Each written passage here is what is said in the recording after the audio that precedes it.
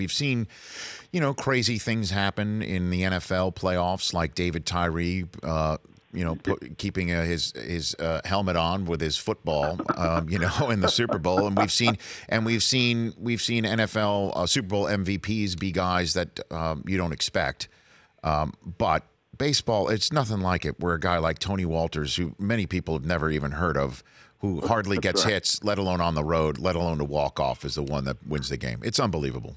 And he gets double switched in, as an afterthought, because he's always been known as a very good athletic defensive player, and he gets the big hit. It's just it's amazing, that Jack Corrigan could go straight to the greatest hit he's ever had in his life, because I don't know if he's ever had another great hit in his life before professional ball. So what do you think, before we move on from this game to the American League, let's talk about a couple of things. Okay. What do you think about that bear hug moment between Baez and our Arenado? Is that the most bizarre thing you've seen, or what? It's one of the most bizarre things I've ever seen. I thought it was a little ironic that Alex called it as the most bizarre thing he's ever seen. He's been involved in a couple of bizarre things with Bronson Arroyo, so I thought that was kind of ironic. But I've never seen anything like it. But I will say, as baseball has gone on, and I think in many ways, 99% of the ways, so much better. But because of many reasons, those kind of things that would be frowned upon when I played, baseball is more of a kind of a country club kind of atmosphere. The guys all like each other. They like hanging out with each other. It's more of a gentlemanly sport now. And I'm sure it wouldn't have happened years ago. But that's all right too. It's unique. So anything unique is always good. So you're saying if somebody did that with Howard Johnson, he would have gotten cold-cocked in 1986? No, not Howard Johnson. Howard Johnson was a sweet guy. He would have fit in perfectly. Now, Ray Knight might have cold-cocked someone if that had happened.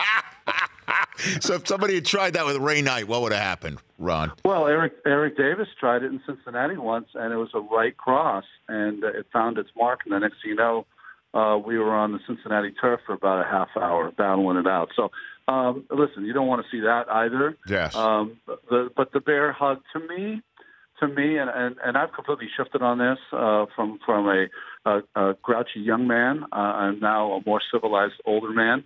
I think the bat flips, the hugs, to me, it was sportsmanlike, and I think young people that are watching will find it the same.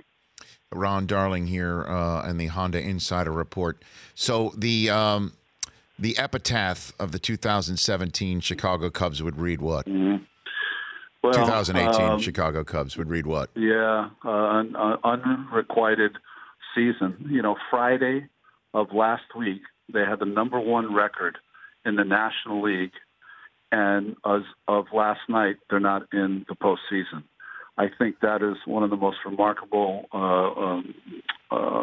bad turnarounds you could ever have. And it just also goes to show how things can change. You go from Baez's magical year to all the things that happened positively, how they battled through some injuries and all those kind of things. And, baseball's endings are just so immediate that it always catches you by surprise, because you always feel like you're going to get it done. So it's just unrequited a season for them, but they've had quite a run. And so, how good are the Rockies, do you think? I think the Rockies are really good. I think, secondly, they have something very unique, and that is their home field is unlike any of the other 29 ballparks in baseball.